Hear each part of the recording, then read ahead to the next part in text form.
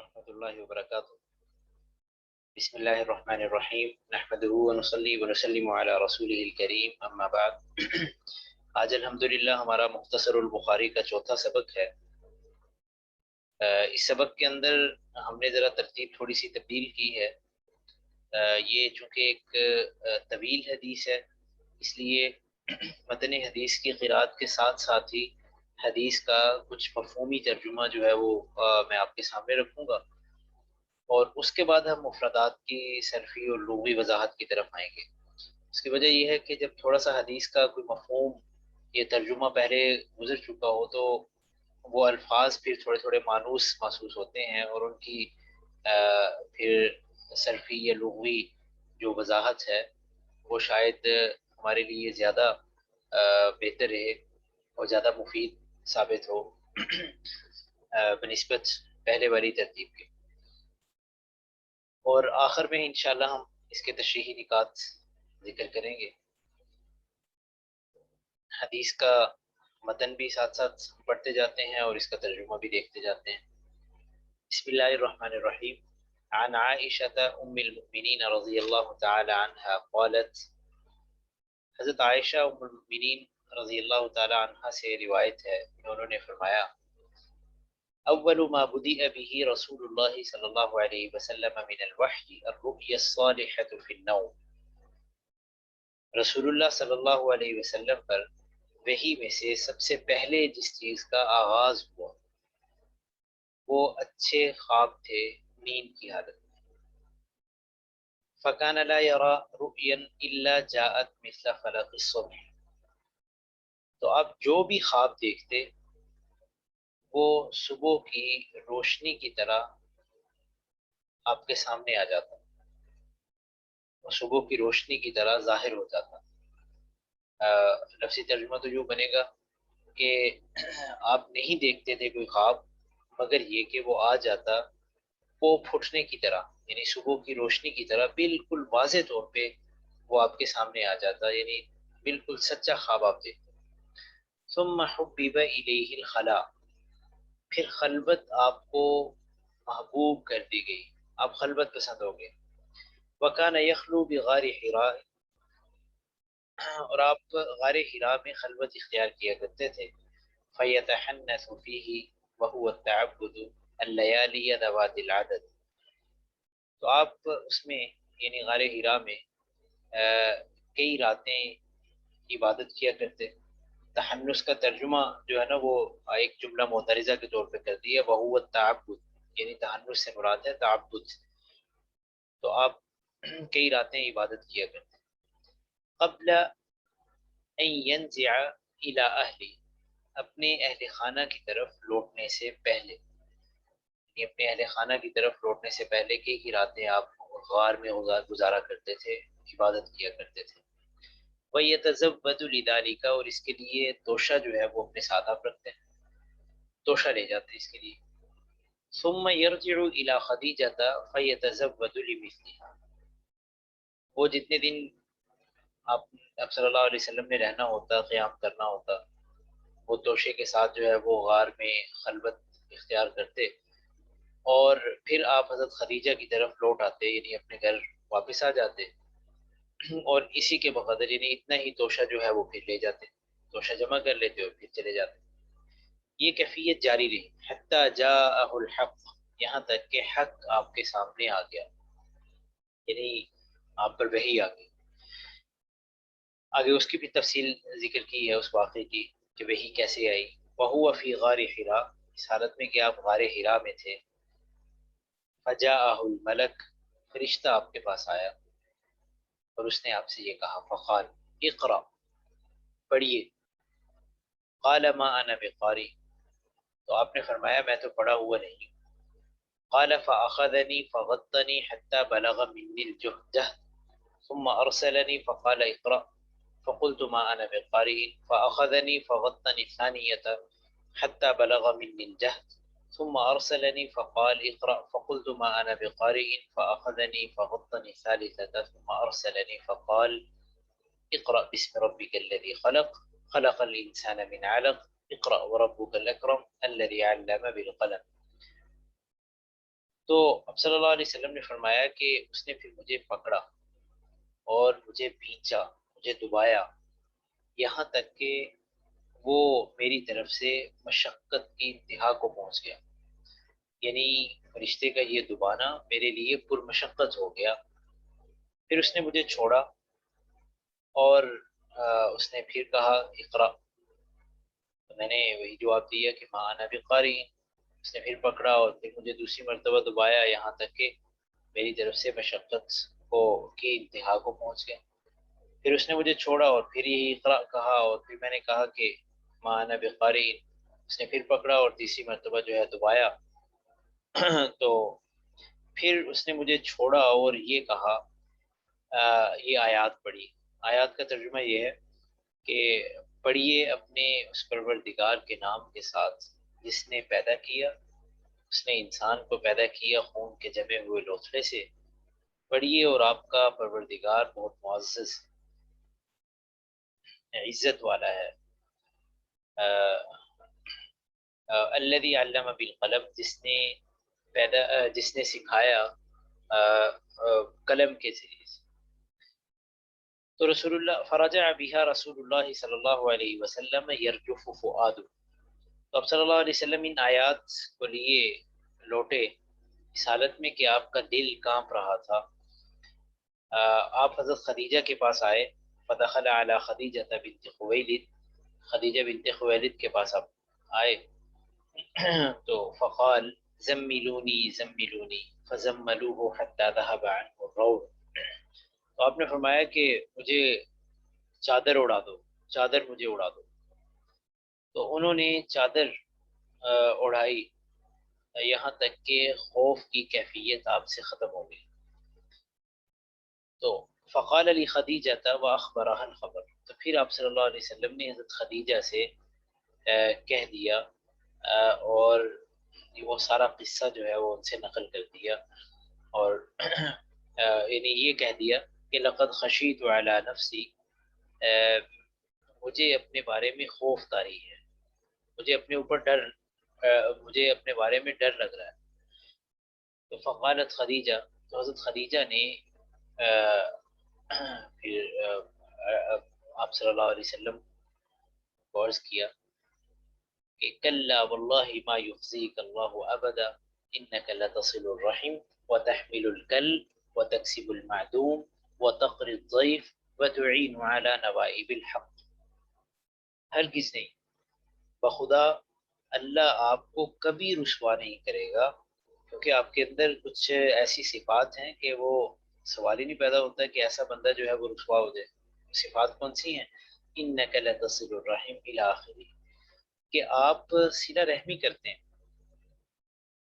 اور آپ بے کسوں کا بوجھ اٹھاتے ہیں، یعنی یہاں پہ معاشی بوجھ مراد ہے، بے کسوں کا بوجھ اٹھاتے ہیں اور نادار کو کما کر دیتے ہیں، مہمان کی ضیافت کرتے ہیں، اور حق کے راستے میں آنے والی مشکلات پر آپ مدد کرتے ہیں، یعنی دوسروں کی۔ تو فانطلقت به خدیجة حتى أتت به ورقة بن نوفل بن أسد بن عبد العزى،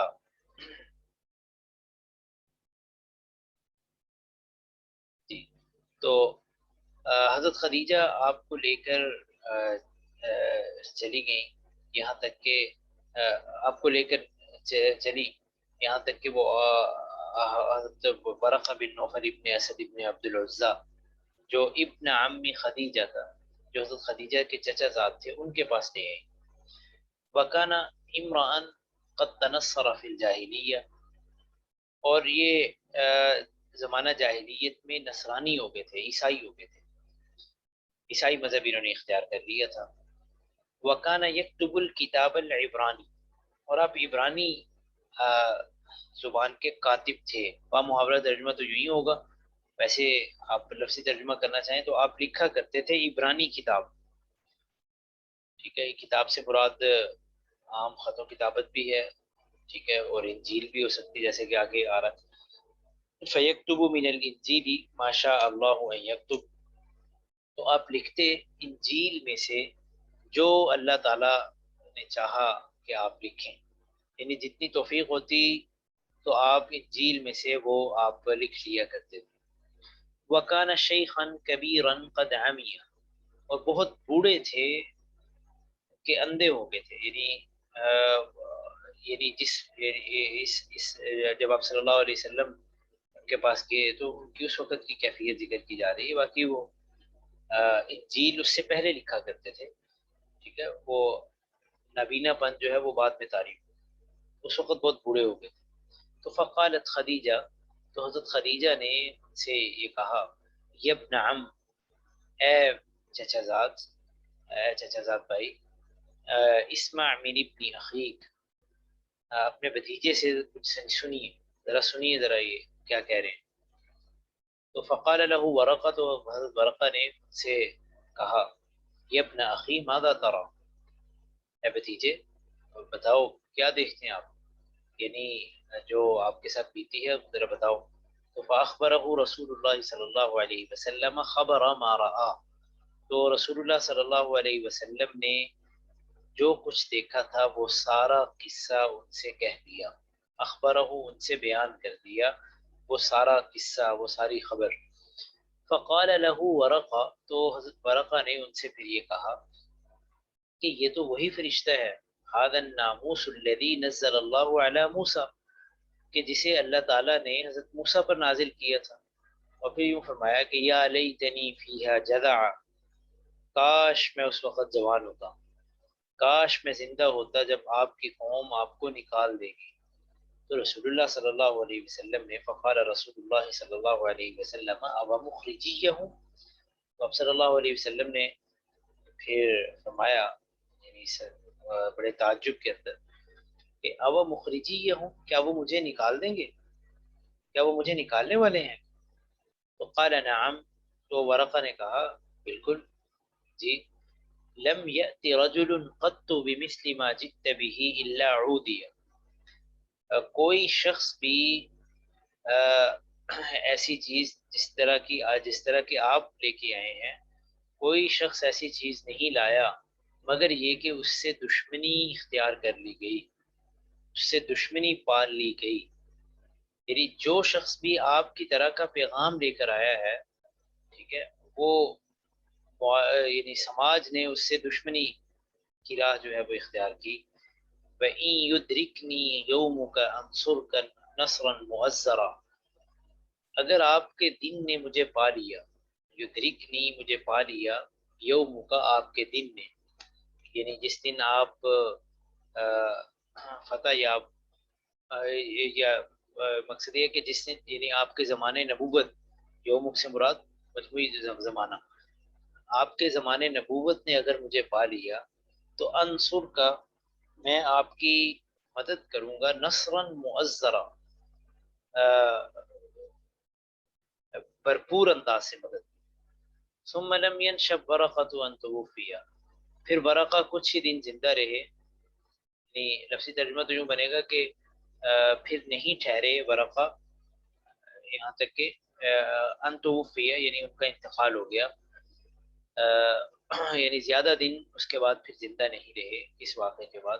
وفطر الوحی، اور وحی کا سلسلہ بھی منقطع ہو گیا، اس میں فطور آ گیا، فطور کہتے ہیں انقطاع، تو وحی کا سلسلہ بھی منقطع ہو گیا۔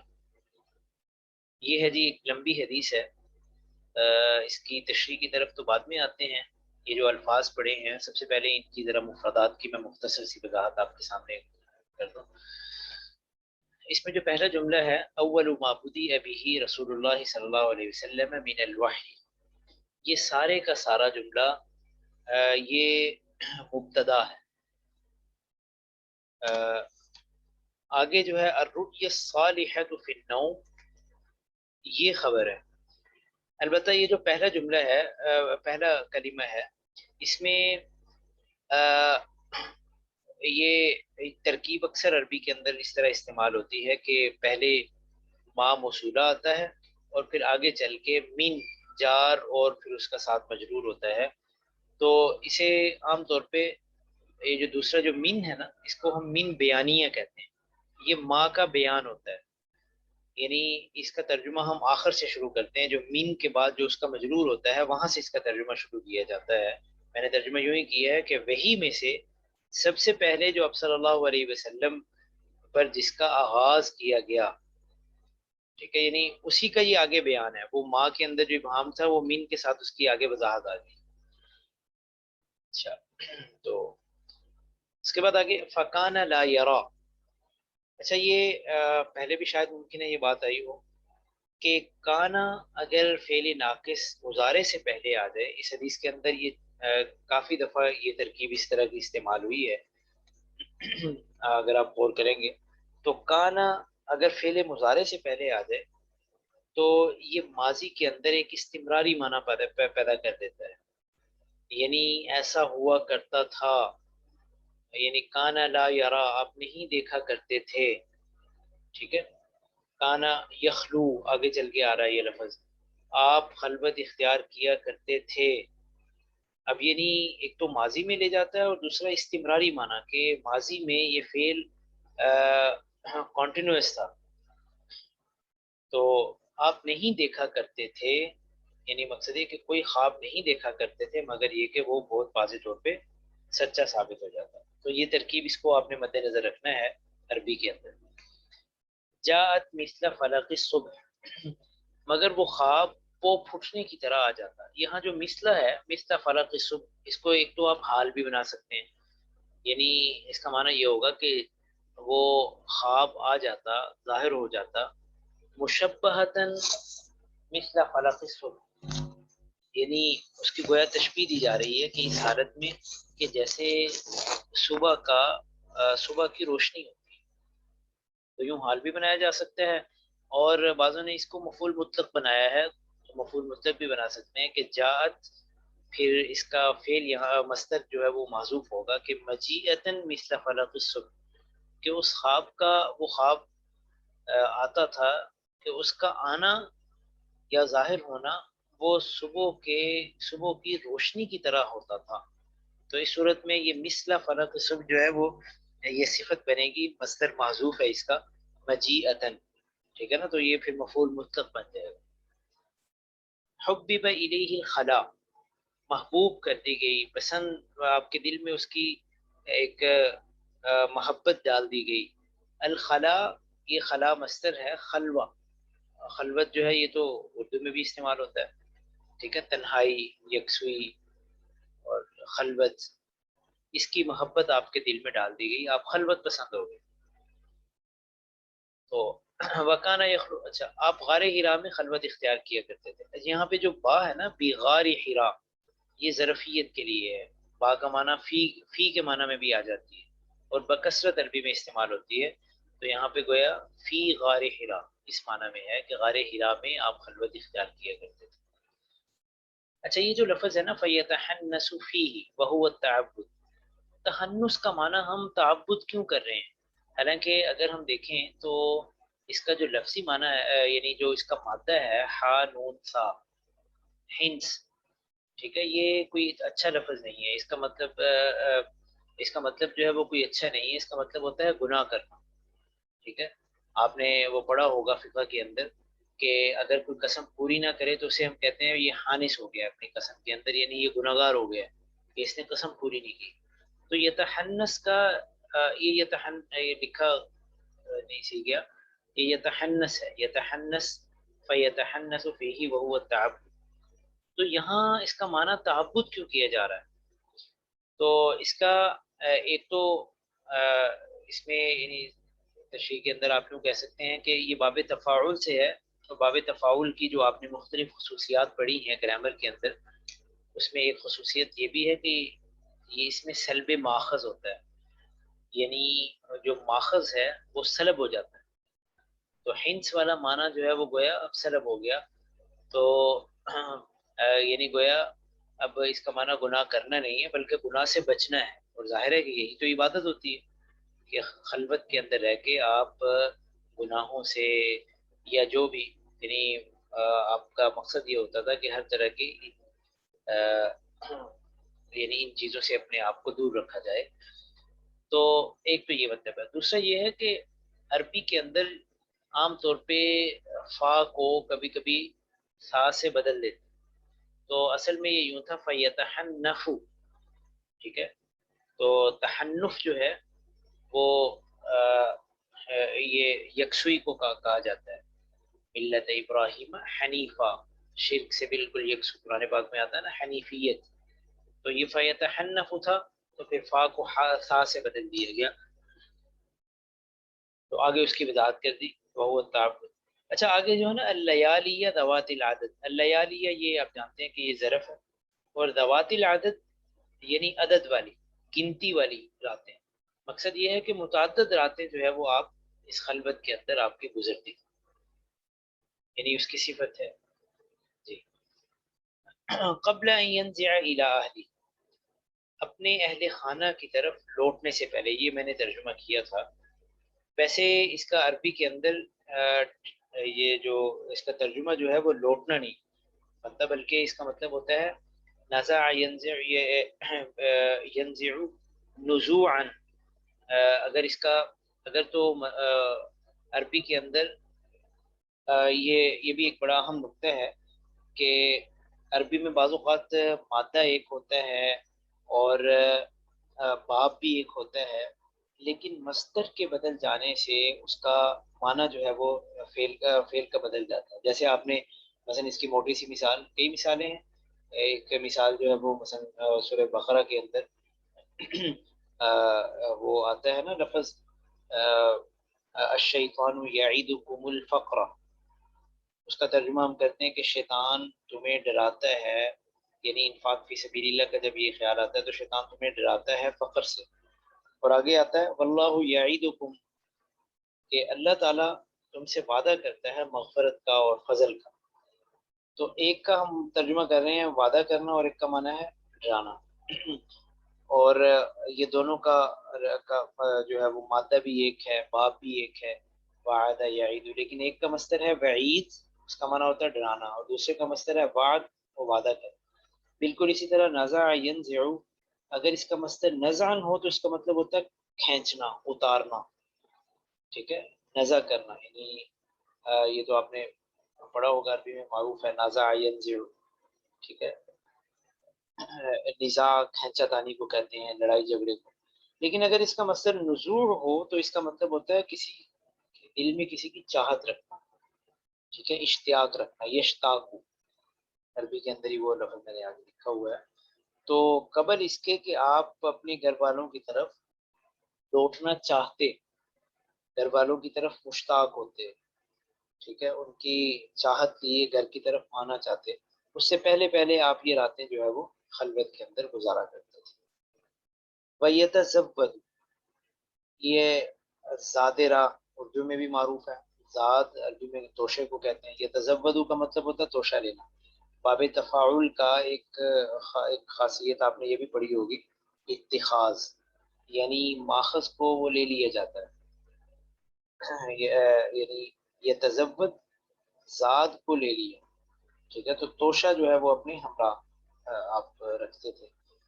حتی جاء الحق، اچھا یہ حتیٰ جو ہے وہ آپ جانتے ہیں کہ یہ حرف جارہ ہے، اور حروف جارہ جتنے بھی ہیں یہ اسماء سے پہلے آتے ہیں، افعال سے پہلے نہیں آتے، تو جب فعل سے پہلے حرف جارہ آئے تو چاہے وہ مضارع سے پہلے یا ماضی سے پہلے، تو اس سے پہلے جو ہے نا وہ ان مقدر ہوتا ہے، وہ اس کو مصدری معنی میں کر دیتا ہے، یعنی بامحاورہ ترجمہ اس کا یوں ہوگا حتیٰ جاء الحق، کہ حق کے آ جانے سے پہلے، یعنی حق آ جانے تک، لفظی ترجمہ ہم کر دیتے ہیں یہاں تک کہ حق آپ کے پاس آ گیا۔ ما انا بقاری، اچھا اس میں ما مشبہ بھی لیسا ہے، آپ نے پڑھا ہے ما ولا، اور ما اور لا جو ہے کبھی کبھی لیسا کے ساتھ مشابہت، ان کا بھی اسی طرح اسم بھی ہوتا ہے اور خبر ہوتی ہے، اور اس کی مشابہت جن چیزوں میں ہوتی ہے ان میں ایک یہ بھی ہے کہ اس کی خبر پر بھی، جیسے لیسا کی خبر کے اوپر با داخل ہوتی ہے اکثر، جیسے آتا ہے نا قرآن پاک میں لیس اللہ بأحکم الحاکمین لست علیہم بمسیطر، ٹھیک ہے، بالکل اسی طرح ماں کی خبر پر بھی با داخل ہو جاتی ہے. قرآن پاک میں بھی کئی جگہوں پہ یہ آتا ہے. تو ما انت بنعمت ربک بمجنون، ٹھیک ہے. اسی طرح ما انت بمؤمن لنا ولو كنا صادقین، سورہ یوسف کے اندر آتا ہے. ٹھیک ہے، اور بے شمار جگہیں ہیں، بے شمار مثالیں ہیں. تو با جو ہے وہ اس کے خبر کے اوپر داخل ہوتی ہے، یہ با زائدہ ہوتی ہے. ایسے اس کا ویسے تو معنوی طور پہ تاکید پیدا کرتی ہے، لیکن زائدہ کا مطلب یہ ہے کہ اس انداز سے اگر اس کو ہٹا بھی دیا جائے تو معنوی اعتبار سے کوئی ایسا خاص فرق نہیں پڑتا. فغطنی، غطا کا مطلب ہوتا ہے، غط کا مطلب ہوتا ہے دبانا، بھینچنا. ٹھیک ہے. آگے وہ جو آیات ہیں ان میں اقرأ وربک الاکرم، اقرأ آپ پڑھیے اس حال میں کہ آپ کا، یعنی آگے وہ وربک الاکرم جو ہے یہ پورا جملہ جو ہے وہ حال واقع ہوگا. یرجف فؤاد، یرجف رجف کا معنی ہوتا ہے رجف یرجف، کانپنا. یہ دونوں لفظ قرآن پاک میں استعمال ہوتے ہیں، ترجف الراجفہ. ٹھیک ہے.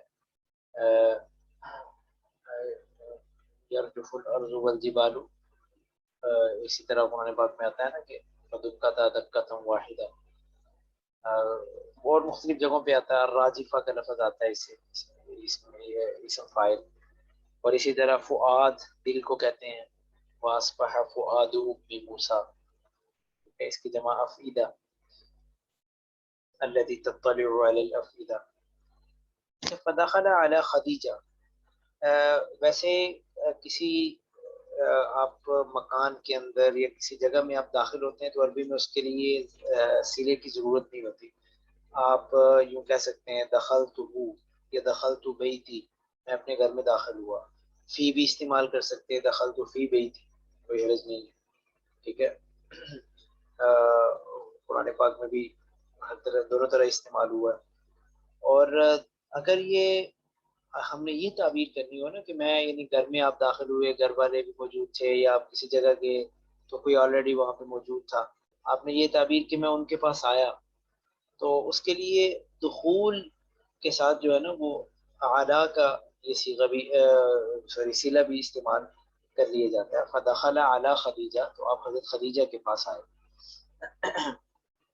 تو آگے کہا زمیلونی، تزمیل کہتے ہیں کپڑا یا چادر اڑانا. ٹھیک ہے، کہ مجھے میرے اوپر جو ہے وہ کپڑا اوڑھ دیے جائے. الروع، را کے زبر کے ساتھ خوف کو کہتے ہیں. اچھا، آگے ہے کل، حضرت خدیجہ جن کلمات کے ساتھ آپ کو تسلی دے رہی، کلا واللہ، ہرگز نہیں. یہ تاکید کا ایک خاص اسلوب ہوتا ہے. قرآن پاک میں تو بہت زیادہ استعمال ہوا ہے مکی صورتوں کے اندر. ٹھیک ہے. کلا انہ کان لآیاتنا عنیدا. ٹھیک ہے، اور بے شمار آیات ہیں. تو واللہ یہ قسمیہ ہے، ہرگز نہیں، بخدا. ٹھیک ہے، آگے اگلے جملوں کے لیے یہ تاکید. تو کلا سے جو ہے نا وہ ایک قسم کا وہ پچھلے جو ایک توہم سا طاری ہوتا ہے. اب صلی اللہ علیہ وسلم نے فرمایا کہ مجھے اپنے اوپر ڈر لگ رہا ہے، تو حضرت خدیجہ جو ہے وہ تسلی دینے کے لیے فرما رہی ہے کہ ہرگز نہیں، اس میں ڈرنے والی کوئی بات ہی نہیں ہے. تو وہ تسلی ان کلمات سے ہے، ما یخزیک اللہ ابدا. یہاں جو میں توجہ آپ کی کروانا چاہ رہا ہوں وہ یہ کہ ویسے تو فعل مضارع کے اوپر لا داخل ہوتا ہے اگر نفی کا معنی آنا ہو، اور ما جو ہے وہ فعل ماضی کے اوپر داخل ہوتا ہے، لیکن کبھی کبھار ما فعل مضارع پر بھی آ جاتا ہے. یہ یہاں پہ اس کی ایک مثال ہے. انک لتصل الرحم، یہ صلہ رحمی کا معنی یہاں سے ہم نے اردو میں بھی استعمال ہوتا ہے. رحم وہی رحم مادر کو کہا جاتا ہے. تو رحم مادر جو ہے ماں کی رحم جن رشتوں کو جوڑتی ہے ان کو جوڑے رکھنا اور ان کے ساتھ جو ہے وہ اسی طرح نبھاتے رہنا. ٹھیک ہے، وہ اسی طرح سے رکھ رکھاؤ، رشتہ داری اس طرح سے جوڑے رکھنا. ٹھیک ہے، جن کو ماں کی رحم نے جوڑا ہوا ہے، جو بہن بھائی ہیں یا جو اپنے مثلا دادی کی جو اولاد ہے یا اپنی نانی کی جو اولاد ہے. ویسے کہنے کا یہ ہے کہ یہ جو قریبی رشتہ دار ہے ان کے اندر رشتہ داری کو باقی رکھنے کی کوشش کرتے رہنا، جوڑے رکھنا، اسے کہا جاتا ہے صلہ رحمی. لتصل الرحم، قرآن پاک میں بھی یہ بہت سی جگہوں پہ استعمال ہوا. آگے ہے وتحمل الکل، اور آپ بوجھ اٹھاتے ہیں کل کا. کل جو ہے نا یہ قرآن پاک میں بھی استعمال ہوا ہے. وَهُوَ كَلٌّ عَلَى مَوْلَى، اللہ تعالیٰ نے جہاں پہ شرک کی مثال دی ہے کہ ایک غلام سمجھدار ہے اور دوسرا جو ہے اپنے مولا کے اوپر سراسر بوجھ ہے. تو خیر وہ سورۃ النحل کے اندر. تو کل کہتے ہیں نادار کو یا معاشی طور پہ جو دوسروں پہ سہارا کرنے والا ہو، بالکل خالیات، تو آپ ان کا جو ہے وہ معاشی طور پہ ان کے کفیل بنتے ہیں، کا بوجھ اٹھاتے ہیں.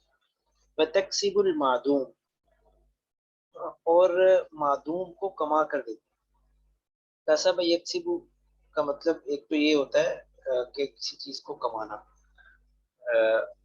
اور یہ متعدی بیک مفعول، یعنی کسی چیز کو کمانا، مال کمانا وغیرہ.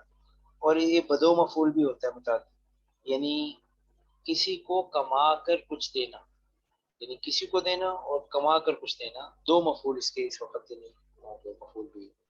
تو یہاں پہ وہ اسی انداز سے استعمال ہوگا کہ وتکسب المعدوم، اور آپ معدوم کو کما کر دیتے ہیں. معدوم اصل میں یہ لفظ ہے معدم، اس کے پاس کچھ بھی نہ ہو.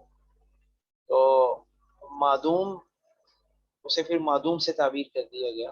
اور معدوم بھی مانوی لحاظ سے ٹھیک ہے، یعنی جس کے پاس کچھ نہ ہو، وہ گویا اس کی حیثیت جو ہے وہ ایسی ہوتی ہے جیسے وہ خود بھی اس کا وجود نہیں، یعنی بالکل نادار اور بالکل خالی ہاتھ.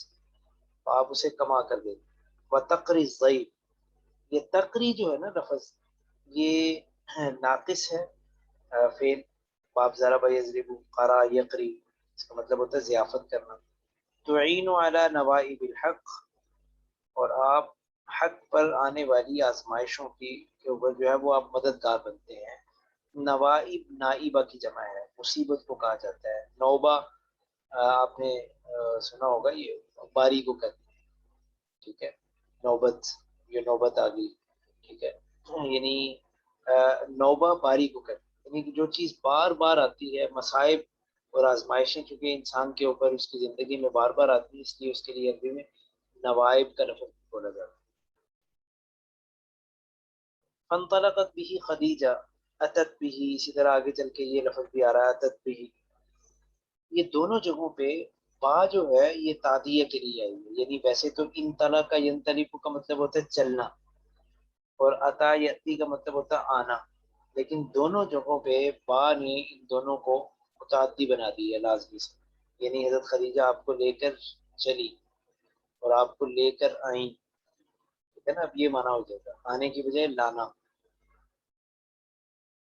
اچھا، یہ ان کا ایک پورا نسب ذکر کیا ہے. ورقۃ ابن نوفل ابن اسد ابن عبد العزى، ٹھیک ہے. آپ نے دیکھا ہوگا کہ یہ، اچھا یہ یہاں تک، یہ حضرت خدیجہ کے چچا زاد تھے. حضرت خدیجہ کے دادا کا نام بھی اسد تھا، اسد ابن عبد العزى. تو یہ بھی اسد کے پوتے تھے. تو یوں آگے لکھا ہوا نا ابن عمی خدیجہ تھا.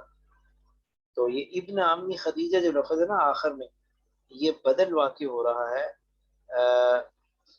ورقہ، ٹھیک ہے. اسی لیے یہ اس کے اوپر اعراب بھی وہی مبدل منہ کا ہے. جو اعراب ان پہ تھا مفعول بھی کا، وہی اعراب ابن عمی.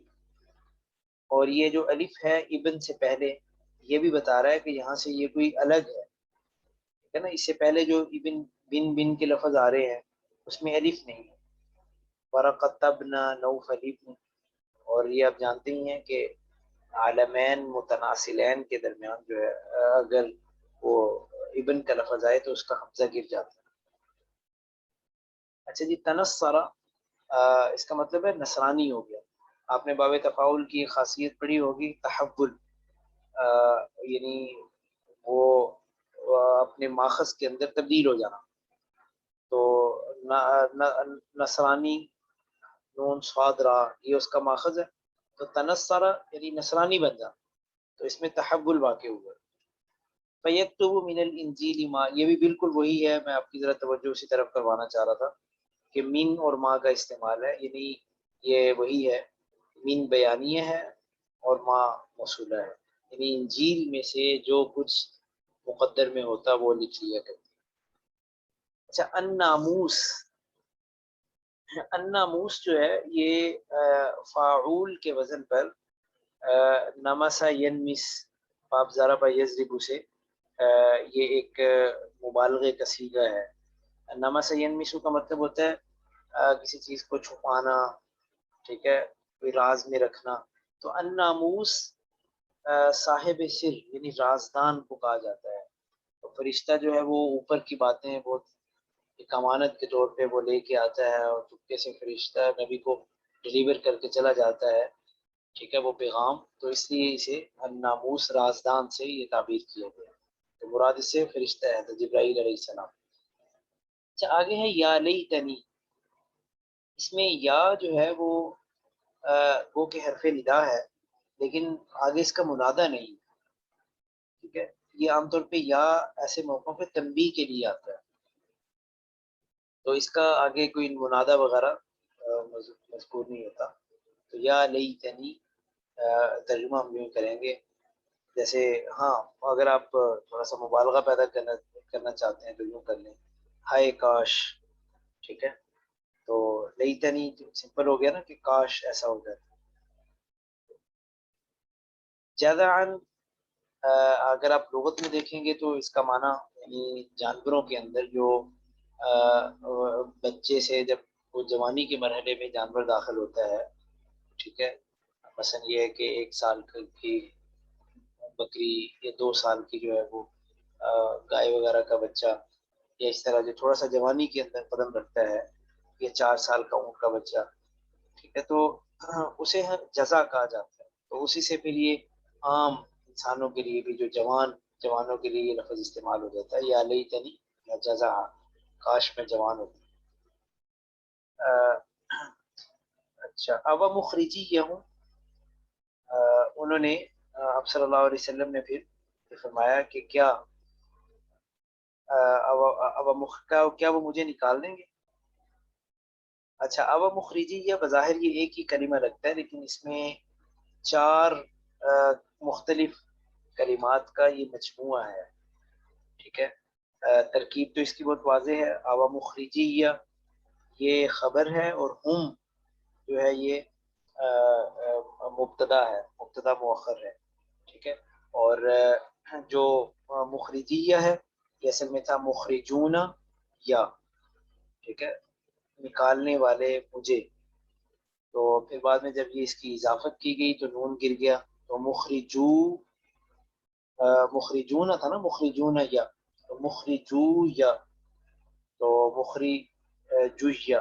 جیسے آپ نے وہ مرمیون والا قاعدہ پڑھا ہوگا، مرمویون سے مرمیون جس ضابطے کے تحت ہوتا ہے، ایسے بالکل یہ مخرجوش سے مخرجیہ ہوتا ہے.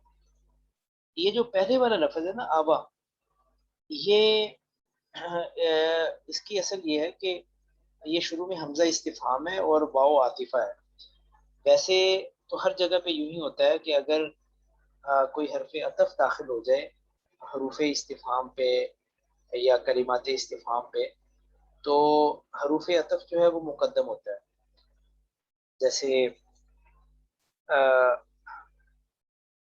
مثلا قرآن پاک میں بے شمار جگہوں پہ ایسا آتا ہے وَكَيْفَ تَكْفُرُونَ، ٹھیک ہے، کیفا کے اوپر جو واو داخل ہوا تو واو پہلے آ گیا اور استفہامیہ جو لفظ ہے وہ بعد میں آیا وَكَيْفَ تَكْفُرُونَ، ٹھیک ہے. فہل، تو یہ پہلے جو ہے وہ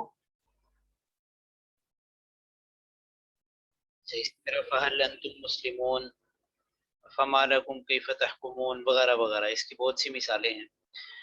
لیکن جو حمزہ استفہام ہے اس کا معاملہ تھوڑا سا مختلف ہے. حمزہ استفہام یہ اس کو تمام حروف استفہام میں سے اس کو اصل سمجھا جاتا ہے اور یہ اس کو جملے کے آغاز میں ہی لایا جاتا ہے. یعنی اگر کوئی جملہ جو ہے وہ کوئی یعنی اگر آپ نے عطف کے ذریعے سے کسی جملے کو جوڑنا ہو پچھلے جملے کے ساتھ اور وہ جس جملوں کو آپ جوڑنا چاہ رہے ہیں وہ حمزہ استفہام سے شروع ہو رہا ہے تو حمزہ استفہام وہ حسب معمول کلام کے آغاز میں ہی آئے گا، حرف عطف اس کے بعد آگے آتے ہیں، ٹھیک ہے؟ تو جیسے افما نحن بمیتین، اسی طرح بالکل یہاں اب مخرجیہم، تو یہ حمزہ الگ ہے اور واو الگ ہے. اچھا، عودیہ آپ جانتے ہیں کہ یہ معادات مصدر سے ماضی مجہول کا صیغہ ہے کہ اس کی دشمنی اختیار کی گئی، ٹھیک ہے؟ عادہ کا مطلب ہوتا ہے دشمنی پالنا، اور جس سے دشمنی پالی جائے عودیہ، اس کے لیے یہ لفظ استعمال کیا جائے. وَإِن يُدْرِكْنِي يَوْمُكَ أَنْصُرْكَ، یہ جملہ شرطیہ ہے، اور اسی وجہ سے یہ یہ جزم دے رہا ہے، شرط پہ بھی اور جزا کے بھی، جو فعل مضارع ہیں دونوں پہ جزم آ رہی ہے. وَإِن يُدْرِكْنِي يَوْمُكَ أَنْصُرْكَ سے نصرا مؤزرا، مؤزر تعزیر سے ہے، ازرا یؤزر، ٹھیک ہے؟ اور اس کا مطلب ہوتا ہے قوت اور طاقت. قرآن پاک میں آتا ہے نا وَاشْدُدْ بِهِ أَزْرِي، آتا ہے نا رب اشرح لی صدری ویسر لی امری واحلل عقدۃ من لسانی یفقهوا قولی واجعل لی وزیرا من اہلی ہارون اخی اشدد به ازری. تو ازر قوت اور طاقت کو کہتے ہیں، اور مؤزر یا تعزیر کہتے ہیں قوت اور طاقت پہنچانا. اور مطلب یہ ہے کہ ایسی مدد کروں گا جو جس میں قوت اور طاقت جو ہے وہ بہم آپ کو پہنچاؤں گا، یعنی پوری قوت سے آپ کی مدد کروں گا. یہ ایک مبالغے کے طور پہ اس کی صفت لائی جاتی ہے نصر. لم ینشب ورقۃ ان توفی، نشب ینشب باب فتح یفتح، اس کا مطلب ہوتا ہے لٹکنا، ٹھہرنا. تو مطلب یہی ہے کہ ورقہ جو ہے پھر زیادہ دن نہیں ٹھہرے کہ فوت ہو گئے، کہ ان کی وفات ہو گئی. چلیے یہ ہے یہ حدیث کے مفردات کی وضاحت. اس کے بعد آگے ہم چلتے ہیں اس کے جو اہم تشریحی نکات ہیں ان کی طرف. لیکن آپ جب یہ مفردات وغیرہ ایک مرتبہ یہ سارے پڑھ لیں تو اب یہ آپ کا ایک ہوم ورک ہے کہ دوبارہ سے حدیث کا ٹیکسٹ سامنے رکھتے ہوئے، ایک تو ترجمہ ہم نے وہ سب سے پہلے کیا تھا، لیکن مفردات کو آپ ذہن نشین کر لینے کے بعد دوبارہ سے اس ترجمے کی تھوڑی سی تمرین کریں. یہ آپ کا ہوم ورک ہے. اس انداز سے انشاءاللہ یہ سارا ازبر ہو جائے گا آپ کو. اچھا، یہ حدیث جو ہے وہ بہت جامع ہے، یہ طویل حدیث ہے، اس میں بہت سے اسباق ہیں، بہت سی چیزیں ایسی ہیں جن کا جو قابل وضاحت ہیں اس سے رہنمائی لینے کی ضرورت ہے، یا اس کے جو تشریحی اہم تشریحی نکات بھی جمع کیے جائیں تو اچھے خاصے ہیں. بہت بنیادی نوعیت کی چند چیزوں کو یہاں پہ میں آپ کے سامنے ذکر کروں گا. سب سے پہلی بات تو یہ ہے کہ یہ روایت آپ نے دیکھا ہے کہ حضرت عائشہ رضی اللہ تعالی عنہا سے حضرت عائشہ واقعہ ایک نقل کر رہی ہیں کہ آپ صلی اللہ علیہ وسلم یعنی آپ کے عمر مبارک کا وہ والا حصہ یعنی 40 سال جب مکمل ہوئے تو آپ کو وہی جو ہے وہ یوں شروع ہوئی. تو حضرت عائشہ رضی اللہ تعالیٰ عنہ اپنی عمر سے پہلے کا ایک واقعہ نقل کر رہی ہے. تو کیا یہ روایت مرسل ہے یا متصل ہے؟ کیا حضرت عائشہ رضی اللہ تعالیٰ عنہ نے اب صلی اللہ علیہ وسلم سے یہ روایت سنی ہے کہ پہلے کا کوئی واقعہ سن کے آگے نقل کر دیا ہو؟ اس صورت میں تو یہ متصل ہوگی، ٹھیک ہے؟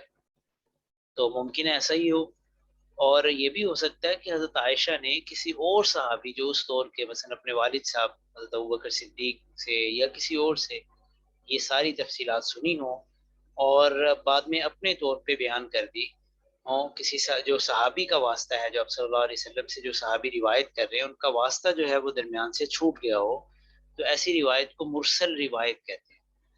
تو صحابی کی جو مرسل ہوتی ہے نا، تابعی کی مرسل کے بارے میں تو وہ مختلف ہیں کہ اس کو ہم نے لینا ہے نہیں لینا، کس درجے میں لینا ہے، اس کے بارے میں مختلف اقوال ہیں، وہ تفصیلی کتابوں کے اندر آپ اس میں دیکھ سکتے ہیں. لیکن یہ ہے کہ صحابی کی جو مرسل ہوتی ہے، ایک صحابی دوسرے صحابی سے جو نقل کر لیتا ہے لیکن یہ ہے کہ درمیان میں اگلے صحابی کا واسطہ نہیں آتا، تو یہ بھی حکم میں متصل حدیث کی طرح ہی ہوتی ہے، اس لیے اس میں کوئی ایسی پریشانی والی بات نہیں ہے. یعنی یہ ایک اشکال ہو سکتا تھا کہ حضرت عائشہ کیسے یہ روایت کر سکتی ہیں، وہ تو ان کی عمر سے بھی پہلے کا واقعہ ہے. تو اس کے ہاتھ سے یہ تھوڑی سی میں نے وضاحت کر دی. اچھا، اس حدیث کے آغاز میں خوابوں کا ذکر ہے کہ آپ صلی اللہ علیہ وسلم کو وحی کا جو آغاز ہوا تھا وہ سچے خوابوں سے ہوا تھا. یہ روایات میں دونوں طرح کے الفاظ ہیں، رؤیا صادقہ یا رؤیا صالحہ. ٹھیک ہے، صالحہ بھی ہوں اچھے خواب، تب بھی سے مراد سچے خواب بھی ہیں. تو یعنی اچھے خواب بھی ہوتے تھے اور وہ سچے بھی ہوتے تھے، یعنی دونوں وصف میں پائے جاتے تھے. اچھا، یہ رسول اللہ صلی اللہ علیہ وسلم کی آپ جانتے ہیں کہ جب عمر مبارک 40 سال ہوئی تو پھر یہ تبدیلی آنا شروع ہوئی تھی کہ تقریباً کوئی 6 ماہ تک تو اب صلی اللہ علیہ وسلم اسی یعنی کیفیت سے گزرے سچے خوابوں کی. آپ صلی اللہ علیہ وسلم کو خواب آیا کرتے تھے اور آپ جو خواب دیکھتے اگلے دن یا آنے والے دنوں میں بھی یہی نہیں اسی طرح بہت واضح انداز میں وہ خواب پورا ہوتا ہوا نظر آتا. تو یہ خود رسول اللہ صلی اللہ علیہ وسلم کا ارشاد مبارک ہے کہ ایک تو اس حدیث میں آتا ہے نا کہ وحی کا آغاز ان چیزوں سے ہوا. دوسرا ایک اور حدیث میں آتا ہے صلی اللہ علیہ وسلم نے فرمایا کہ یہ نبوت کا 46واں حصہ ہے، یا بعض روایات میں 70 کا عدد بھی ہے کہ اتنواں یہ حصہ ہے. تو اسے رسول اللہ صلی اللہ علیہ وسلم نے نبوت کا ایک جز قرار دیا ہے.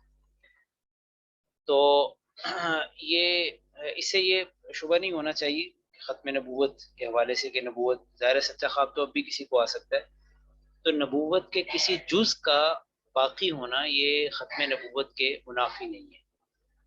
ٹھیک ہے، اور بہت سی یعنی ایسی چیزیں ہیں. ظاہر ہے کہ نبوت تو ایک مکمل ایک کمپلیمنٹ ہے ساری چیزوں کا، اللہ تعالیٰ کی طرف سے چناؤ ہوتا ہے افراد کا. تو یہ جو ہے رؤیا صالحہ، یہ رسول اللہ صلی اللہ علیہ وسلم کو 40 سال کی عمر کے بعد یعنی یہ کیفیات آپ کے اوپر طاری ہوئی.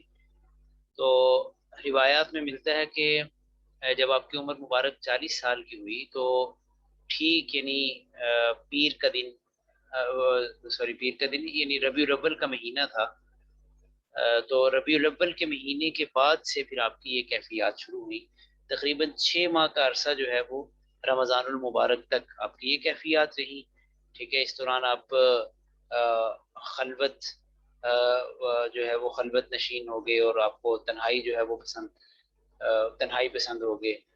اور 6 ماہ کے بعد رمضان المبارک کے اندر پھر غار حرا کے اندر وحی کا سلسلہ شروع ہوا.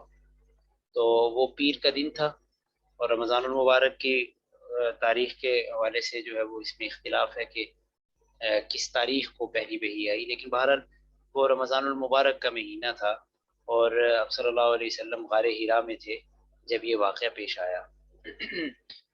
تو اس انداز سے یعنی 6 ماہ جو یعنی یہ جو روایات دونوں میں تطبیق ہو جاتی ہے، جو یعنی بعض جگہوں میں ملتا ہے کہ اب صلی اللہ علیہ وسلم پر وحی جو ہے وہ ربیع الاول کے مہینے میں نازل، اور بعض جگہوں پہ کہ رمضان المبارک کے مہینے میں قرآن پاک نازل ہوا.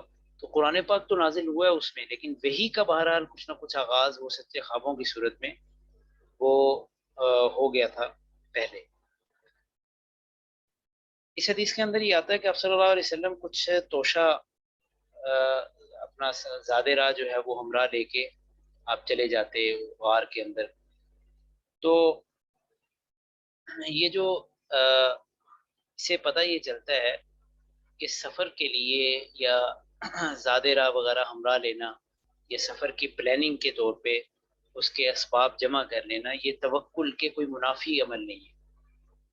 ٹھیک ہے، یعنی آپ اپنی ایک پورا جو پلان کرتے ہیں، ٹھیک ہے، اس میں مختلف جو اسباب اور ان چیزوں کو آپ اختیار کرتے ہیں، چاہے وہ اپنی زندگی کے حوالے سے ہو، بڑا سفر ہو، زندگی کا سفر، ٹھیک ہے، چھوٹا سفر ہو، تو آپ مستقبل کے حوالے سے جو کچھ اپنا پلان کرتے ہوئے اسباب یہ جو اختیار کرتے ہیں، ٹھیک ہے نا، یعنی بڑے اگر اس کو پیمانے میں سے اس کو سمجھا جائے تو یہ تزود، اس کو تزود کہا جائے گا کہ یہ توکل کے منافی نہیں ہوتا. توکل اسباب اختیار کر لینے کے بعد نتیجہ اللہ تعالیٰ پہ چھوڑ دینا، اس کا نام توکل ہے. رسول اللہ صلی اللہ علیہ وسلم کے اوپر یہ جو واقعہ پیش آیا یہ غار حرا میں پیش آیا. اچھا اس میں یہ بھی ذہن میں رکھیے کہ رسول اللہ صلی اللہ علیہ وسلم غار حرا میں اس لیے آپ نے اس کا انتخاب اس لیے فرمایا کہ یہ مکہ مکرمہ سے کچھ فاصلے پہ یہ غار ہے، اور اس وقت اب تو خیر کچھ عمارتیں وغیرہ حائل ہو گئی ہیں درمیان میں، لیکن اس وقت اس خواب کے دہانے سے بیت اللہ شریف جو ہے وہ صاف نظر آتا تھا، تو بالکل یہ سامنے تھا. تو اس لیے رسول اللہ صلی اللہ علیہ وسلم نے اس کا انتخاب فرمایا تھا کہ اللہ کا گھر جو ہے وہ بالکل نظروں کے سامنے بھی رہے. اچھا یہ جو واقعہ پیش آیا اس میں رسول اللہ صلی اللہ علیہ وسلم کے پاس یہ فرشتہ انسانی شکل میں آیا اور اس نے آ کے کہا اقرا، آپ نے فرمایا ما انا بقاری. تو اس کی کیا وجہ تھی؟ محدثین نے لکھا ہے، ظاہر ہے حقیقت تو اللہ تعالیٰ ہی کو معلوم ہے کہ کس انداز سے اس کی جو تفصیلات ہیں، لیکن بہرحال ایسے لگتا ہے کہ فرشتے نے جب یہ آ کے کہا کہ اقرا، آپ پڑھیے، تو پڑھنے کے اب دو مفہوم ہو سکتے ہیں. ایک تو مفہوم یہ ہے کہ آپ کوئی لکھا ہوا مسودہ یا کوئی چیز، یا بعض روایات میں آتا ہے کہ وہ فرشتہ لوح بھی اپنے ساتھ لایا تھا، تو اس نے اس کی طرف، یعنی وہ اس کے پاس تھی وہ لوح، وہ تختی، ٹھیک ہے، جس پہ یہ آیات لکھی ہوئی تھی. اس نے کہا پڑھیے. تو اب صلی اللہ علیہ وسلم نے اس وقت پہ فرمایا ما انا بقاری، میں پڑھا ہوا نہیں ہوں. تو اس لیے جو ہے وہ آپ صلی اللہ علیہ وسلم کا یہ جو جواب تھا یہ اس میں ما نافیہ ہے یا ما استفہامیہ ہے، بہرحال یہ دونوں احتمالات موجود ہیں، لیکن زیادہ بہتر یہ ہے کہ اس کو ما کو نافیہ بنایا جائے کہ میں پڑھا ہوا نہیں ہوں. دوسری صورت میں معنی یہ بنے گا کہ میں کیا پڑھوں، کیا مجھے آپ پڑھانے کا کہہ رہے ہیں، پڑھنے کا کہہ رہے ہیں. تو خیر بہرحال آپ نے فرمایا کہ میں پڑھا ہوا نہیں. تو فرشتے کا مطلب یہ تھا کہ اقرا، آپ یعنی جو میں بتا رہا ہوں آپ اس کے پیچھے پیچھے پڑھیے. تو خیر وہ اب صلی اللہ علیہ وسلم نے جب یہ جواب دیا تو فرشتے نے جو ہے وہ زور سے بھینچا، ٹھیک ہے، دبایا، اور رسول اللہ صلی اللہ علیہ وسلم کو اس کی تکلیف محسوس ہوئی. تو اس مشقت کی بھی وہی وجہ جو پیچھے بھی ذکر آیا کہ رسول اللہ صلی اللہ علیہ وسلم خاص انوارات کے حصول کے لیے آپ کے سینہ مبارک کو کے اندر جو ہے نا وہ ایک روحانی قابلیت پیدا کرنے کا ایک یہ عمل تھا، یہ ایک ایکٹیویٹی تھی جو اللہ تعالیٰ کی طرف سے فرشتے کو ہدایت دی گئی کہ اس انداز سے. اور یہاں تو بھینچا ہے، اس طرح کے مظاہر جو ہے وہ نبوت سے بہت پہلے رسول اللہ صلی اللہ علیہ وسلم کے ساتھ تو عملی طور پہ اس سے بھی زیادہ شدید مظاہر بھی پیش آئے ہیں. بلکہ یہ جو شق صدر کا واقعہ ہے اس کو بھی اسی تناظر میں دیکھنا چاہیے کہ وہ آپ کے باطن کو ایک روحانی انوارات کے منبع اور مرکز کے طور پہ اس کی جو اسے دھویا جا رہا ہے زمزم اور جنت کے پانی سے، ٹھیک ہے، وہ اسے ان انوارات کے قابل بنایا جا رہا ہے. اور یعنی اس کا ایک اس کے اندر ایک یہ جو ایک ارتقائی ایک عمل ہے، ٹھیک ہے. تو اس میں ظاہر ہے کہ رسول اللہ صلی اللہ علیہ وسلم کو اس سے ایک مشقت، اور بعضوں نے یہ بھی ایک وجہ لکھی ہے کہ یہ جو فرشتہ بار بار دبا رہا ہے اور اس سے مشقت آپ کو محسوس ہو رہی ہے، اس سے آنے والے احوال کی طرف بھی گویا ایک اشارہ کر دیا گیا کہ یہ جو بھاری ذمہ داری آپ کو دی گئی ہے، اب آپ کی زندگی میں بہت سی آزمائشیں آنے والی ہیں. تو یہ ایک آپ کا جو وحی کے اس تحمل کے بعد، اس پیغام کے بعد، بعثت کے بعد جو آپ کو جن آزمائشوں کا سامنا رہا، ٹھیک ہے، اس کا یہ ہلکا سا ایک اشارہ یا جھلک تھی اس واقعے کے اندر. اچھا رسول اللہ صلی اللہ علیہ وسلم نے یہاں پہ اظہار فرمایا کہ خشیت علی نفسی، کہ مجھے اپنے اوپر جو ہے وہ خوف طاری ہوا. یہ خوف کس چیز کا تھا؟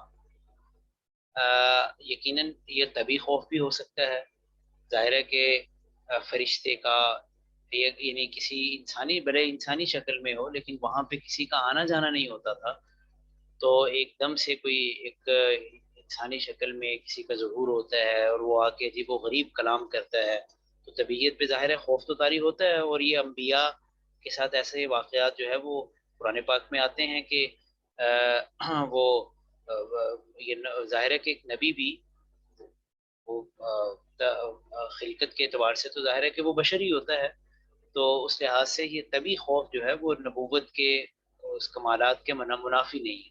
حضرت ابراہیم علیہ السلام کا قرآن پاک میں واقعہ ہے، یعنی جب انہوں نے فرشتے کو دیکھا جن کی وہ ضیافت کے حوالے سے، تو اس میں آتا ہے کہ ان کے دل میں ایک خوف سا طاری ہوا۔ اسی طرح حضرت موسیٰ علیہ السلام کے بارے میں آتا ہے فَأَوْجَسَ فِي نَفْسِهِ خِیفَةً مُوسیٰ، وہ جب وہ انہوں نے دیکھا کہ لاٹھی جو ہے وہ سانپ بن رہی ہے تو ان کے دل میں ایک خوف کی کیفیت، تو یہ نبوت کے منافی نہیں ہے، تبھی خوف بھی ہو سکتا ہے۔ لیکن بہرحال زیادہ معقول جو اس میں رائے لگتی ہے ان محدثین کی کہ یہ خوف امانت کے بار کا تھا، یہ جو امانت کا بوجھ ہے آپ کے اوپر یہ ڈالا جا رہا تھا، رسول اللہ صلی اللہ علیہ وسلم اس کے انجام اور اس امانت کی ذمہ داریوں سے وہ خائف تھے۔ اور اس کا قرینہ یہ ہے کہ حضرت خدیجہ رضی اللہ تعالی عنہا نے آگے جن الفاظ سے تسلی دی ہے اس میں یہ نہیں ہے کہ مثلا یہ کہا گیا ہو کہ آپ بے فکر رہیے، آپ زندہ رہیں گے، یہ بلکہ انہوں نے جو کلمات بولے کلا واللہ لا یخزیک اللہ ابدا، اللہ آپ کو رسوا نہیں کرے گا۔ اب یہ دیکھیے آپ صلی اللہ علیہ وسلم کو خوف ہے اور تسلی یہ دی جا رہی ہے کہ اللہ آپ کو رسوا نہیں کرے گا، مطلب یہ ہے کہ انشاءاللہ یہ جو اب جو ذمہ داری آپ پہ ڈالی جا رہی ہیں آپ ان میں اس مشن کے اندر بھی کامیاب رہیں گے۔ تو یہ قرینہ بھی بتا رہا ہے کہ یہ جو خوف تھا یہ امانت کے بوجھ کا خوف تھا۔ تو حضرت خدیجہ رضی اللہ تعالیٰ عنہا نے تسلی کے ذریعے تسلی دیتے ہوئے کچھ اوصاف کا ذکر کیا۔ اچھا یہ اوصاف جو ہے نا وہ ایسا لگتا ہے اس پہ اگر غور کیا جائے کہ یہ بڑے الہامی اوصاف لگتے ہیں، یعنی رسول اللہ صلی اللہ علیہ وسلم کی ذات اقدس کو انہوں نے ان اوصاف کے ذریعے سے یعنی منبع خیر کے طور پہ جو ہے وہ متعارف کروایا کہ آپ کی جو ذات اقدس ہے وہ تو سراپا نفع ہے، وہ تو سراپا خیر ہے، اور معاشرے کے ہر طبقے کے لیے، یعنی آپ دیکھیے نا اس میں ہر طبقے کا ذکر ہے، یعنی رشتہ داروں کے ساتھ بھلائی بھی آپ کرتے ہیں، جو رشتہ دار نہیں بھی ہوتے ٹھیک ہے ان کے ساتھ بھی کرتے ہیں، جو معاشرے کے جو مستحق طبقات ہیں ان کے ساتھ بھی آپ کی بھلائی ہوتی ہے، جو اس طرح کے نادار مستحق نہیں ہوتے، کوئی مہمان بن کے آ جاتا ہے آپ صلی اللہ علیہ وسلم ان کے لیے بھی آپ کی ضیافت اور سخاوت کے جو ہے وہ آپ کے دروازے کھلے ہوئے ہیں، یعنی ہر طبقے کے لیے کسی کو کوئی مشکل پیش آ جاتی ہے آپ صلی اللہ علیہ وسلم اس کے لیے بھی مددگار بن رہے ہیں۔ تو حضرت خدیجہ نے فرمایا کہ جن کے اندر ایسے اوصاف ہوں اللہ تعالیٰ ان کو رسوا نہیں کرتا، تو آپ تو ہے ہی سراپا خیر، تو انشاءاللہ تعالیٰ اللہ تعالیٰ آپ کو بھی اس مشن کے اندر کامیاب کرے گا۔ اور اسی سے علماء نے یہ لکھا ہے کہ خدمت خلق جو ہے جو جن چیزوں کا تعلق بندوں کے حقوق سے ہوتا ہے اس سے اللہ تعالیٰ دنیا اور آخرت میں یعنی عبادت سے زیادہ جو ہے نا وہ یہ اس بات کی اس میں شیورٹی ہے انسان کی کامیابی کی، دنیا کے اندر بھی اور آخرت کے اندر بھی۔ کہتے ہیں نا کہ عبادت سے جنت ملتی ہے، خدمت سے خدا ملتا ہے، تو بہرحال یہ ایک بڑا ایک اہم پہلو جس کی طرف جو ہے وہ عام طور پہ ہماری توجہ نہیں جاتی۔ تو حضرت خدیجہ نے سب سے پہلے جن الفاظ کے ذریعے سے رسول اللہ صلی اللہ علیہ وسلم کو تسلی دی یہ تمام کے تمام حقوق العباد سے متعلق ہے۔ اس سے ایک عورت کا کردار بھی سامنے آتا ہے، ٹھیک ہے، حضرت خدیجہ رضی اللہ تعالیٰ عنہ، ٹھیک ہے، کیسے ایک بیوی کا کردار کیا ہونا چاہیے، ٹھیک ہے، شوہر جو ہے وہ ہر طرح کی پریشانیوں مختلف غموں کے اندر مختلف کیفیات کے اندر وہ جب گھر آتا ہے گھر لوٹتا ہے تو بیوی کو اس کا استقبال جو ہے وہ کس انداز سے، یعنی حضرت خدیجہ کا یہ جو کردار ہے یہ اتنا خوبصورت ہے کہ اگر اس پہ غور کیا جائے تو اس میں بہت سے سبق کے رہنمائی کے پہلو موجود ہیں۔ حضرت خدیجہ رضی اللہ تعالی عنہ آپ کو ورقہ بن نوفل کے پاس لے گئی. یہ حضرت خدیجہ کے چچا زاد تھے اور انجیل کے بڑے عالم تھے. انہوں نے زمانہ جاہلیت میں نصرانی مذہب اختیار کر لیا تھا. تو اچھا، اس سے جو ہے نا وہ ایک بڑا شبہ ہاں لے کے حضرت ورقہ بن نوفل کے پاس لے کے جانے کا مقصد کیا تھا. سب سے پہلے تو یہ چیز کہ مکہ مکرمہ کے اندر نا یہ یعنی یہ جو رسول اللہ صلی اللہ علیہ وسلم کے پاس فرشتہ آیا اور یہ ایک بڑا ایک انوکھا سا ایک ایکسپیرینس تھا. رسول اللہ صلی اللہ علیہ وسلم نے جو قصہ ذکر فرمایا، حضرت خدیجہ رضی اللہ تعالی عنہا کو یعنی حضرت خدیجہ جانتی تھی کہ ورقہ جو ہے وہ آسمانی مذاہب کا وہ علم رکھتے ہیں. تو اس طرح کے تجربات جو ہے وہ پہلے جو انبیاء کے اوپر آئے ہیں، ممکن ہے کہ اس کا علم جو ہے وہ اور کسی کے پاس یہاں نہ ہو، کیونکہ اس معاشرے کے اندر زیادہ تر تو بت پرست تھے. ٹھیک ہے، یا یہ ہے کہ وہ بت پرستی سے علیحدہ ہے، انہوں نے کوئی اور مذہب اختیار نہیں کیا تھا. لیکن یہ انجیل کے عالم تھے، انہوں نے سوچا کہ ان کے پاس جا کے وہ ذکر کرتے ہیں کہ، اور اس سے یہ شبہ نہیں ہونا چاہیے کہ معاذ اللہ، جیسا کہ بعضوں نے یہ شبہ کیا کہ پتہ نہیں آپ صلی اللہ علیہ وسلم کو کوئی شبہ تھا اور جا کے وہاں سے جا کے تصدیق ہوئی کہ نہیں آپ بھی اللہ کے پیغمبر ہیں. ایسا نہیں تھا، اس لیے کہ ایک تو آپ صلی اللہ علیہ وسلم کا یہ اپنا فیصلہ نہیں تھا حضرت ورقہ بن نوفل کے پاس جانے کا.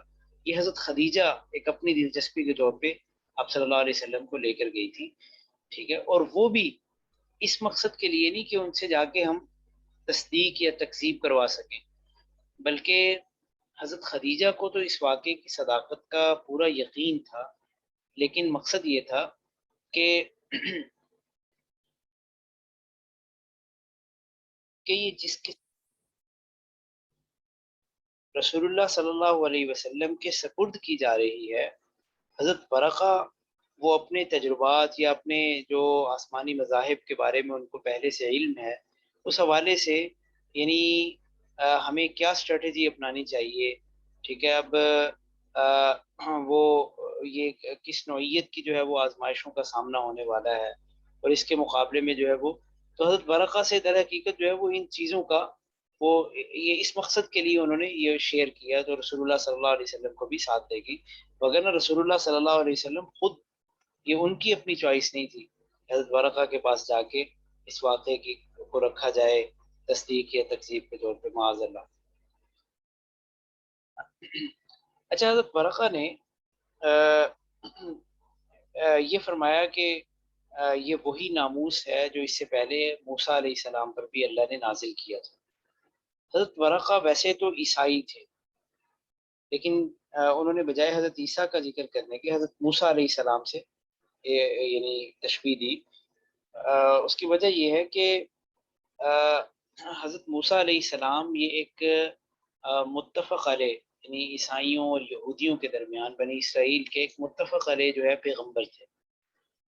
تو حضرت عیسیٰ علیہ السلام پہ اس طرح اتفاق نہیں تھا، یعنی یہودی جو ہے وہ تو سرے سے تسلیم ہی نہیں کرتے تھے، اور پھر عیسائیوں کے اندر بھی بہت کم ایسے تھے جو حضرت عیسیٰ علیہ السلام کو بحیثیت پیغمبر مانتے تھے کہ ان کی طرف فرشتہ آتا تھا وہی.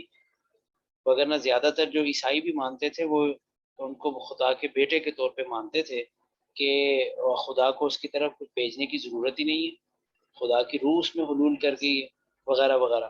تو حضرت موسیٰ علیہ السلام سے تشبیہ یعنی ایک زیادہ وہ جامع اور زیادہ واضح ایک صورتحال کے طور پہ حضرت موسیٰ علیہ السلام کے ساتھ اس واقعے کو تشبیہ دی کہ بالکل اسی طرح حضرت موسیٰ پر بھی وہی پہلے آ چکی ہے. یہ مقصد تھا. یہ اہم چند نکات ہیں. مزید آپ کے جو کوئی سوالات ہوں گے فہم حدیث سے متعلق یا کچھ اور مفردات عربی کے حوالے سے، تو انشاءاللہ تعالیٰ اس کو ہم لائیو سیشن کے اندر ڈسکس کریں گے. بہت شکریہ. سبحانک اللہم و بحمدک اشہد ان لا الہ الا انت استغفرک و اتوب الیک.